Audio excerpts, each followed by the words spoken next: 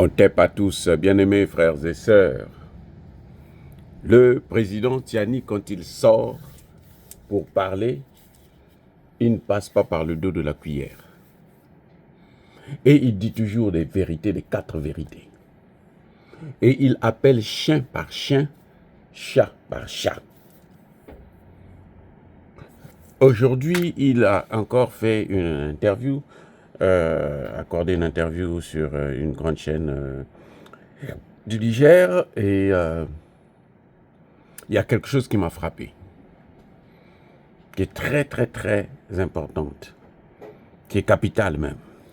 C'est que le président Tiani dit les terroristes, en fait, sont alimentés par la France. Ils sont financés par la France. En fait, il répète un peu ce que nous vous disions tous les jours. Je vous dis ça tout le temps. Ceux qui me suivent savent que je leur ai toujours dit, si on veut lutter contre le terrorisme, la première des choses, c'est d'abord s'attaquer aux francs CFA. Parce que, comme le général Tiani l'a dit, ces gens-là ne prennent pas, ils n'ont pas l'argent, ils ramassent pas l'argent, ils vont pas prendre ça dans des banques centrales. Hein? Ils vont pas prendre ça au Sénégal, au siège de l'UMOA ou je sais pas moi.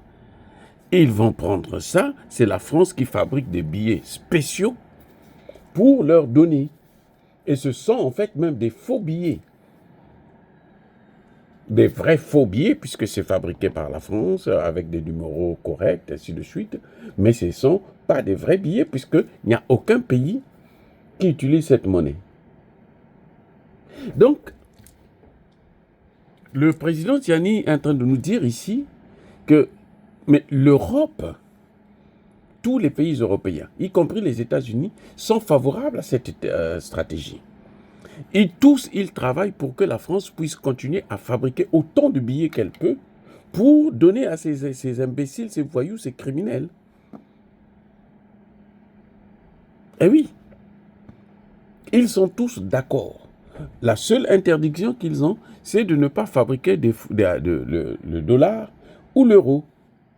Mais le CFA, ils peuvent en fabriquer même des tonnes.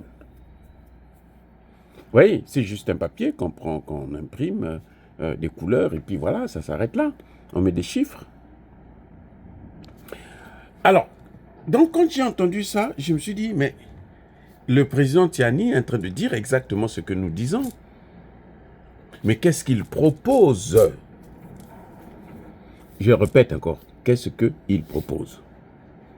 Parce que quand il dit ça, que c'est parce que la France est en train de fabriquer. Moi, j'ai toujours dit que si on sort du CFA, c'est 50% des problèmes qui sont résolus. Parce que ces gens-là ont des milliards de francs CFA. Puisque maintenant, ils achètent même des drones qu'ils reçoivent par le Nigeria ou par le Bénin.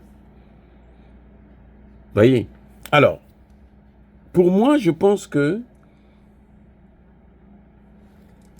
en tout cas, j'espère que quand le président Tiani dit ça, c'est parce que, avec ses collègues de la Confédération, ils en ont déjà parlé et qu'ils sont prêts à sortir leur monnaie. C'est ce que je voudrais savoir comme élément, parce que le président ne l'a pas dit, il ne l'a pas expressément exprimé, mais moi je vois ça comme ça. Parce que là, s'il le dit ouvertement, c'est la première fois qu'il le dit ouvertement, que les terrorismes, on a toujours dit que les terroristes sont financés par la France et par les pays de l'OTAN, mais on n'a jamais dit quelle est la monnaie qu'ils utilisent. Là, le président Tiani nous confirme que la monnaie qu'ils utilisent, c'est le CFA. Et ce CFA-là, il n'y a pas un seul pays en Afrique centrale ni en Afrique de l'Ouest qui fabrique le CFA. Le CFA est fabriqué seulement en France. Et c'est fabriqué pour qui? Pour les pays qui utilisent le CFA en Afrique de l'Ouest et en Afrique centrale. Donc, quand il le dit comme ça, ouvertement, ça veut dire qu'ils ont déjà pensé à sortir du CFA. Et ce serait la meilleure des choses. Ça va régler au moins 50% du problème. Parce que ces gens-là, pour avoir l'argent, il faudrait maintenant qu'ils viennent prendre ça dans les banques centrales. Ça ne va pas être aussi facile que ça. C'est vrai, ils le trouveront, parce que d'autres gens pourront échanger pour eux et tout machin, mais ce ne sera pas aussi facile que comme les Français le font actuellement. Ils fabriquent ça. C'est eux qui détiennent la planche à billets. Donc, ils peuvent fabriquer autant de billets qu'ils veulent et personne ne peut contester cela. Donc, vous voyez, là, il y a deux options. Ou le président Tiani est en train de nous dire maintenant la vérité comme ça, alors de façon crue, ça veut dire qu'ils ont déjà pensé à changer la monnaie et que la situation est imminente. Mais si ce n'est pas ça, donc, il y a un problème avec nos autorités de l'AES. Il y a un problème puisqu'ils savent le problème. Nous savons tous quel est le problème. Le problème, c'est celui-là.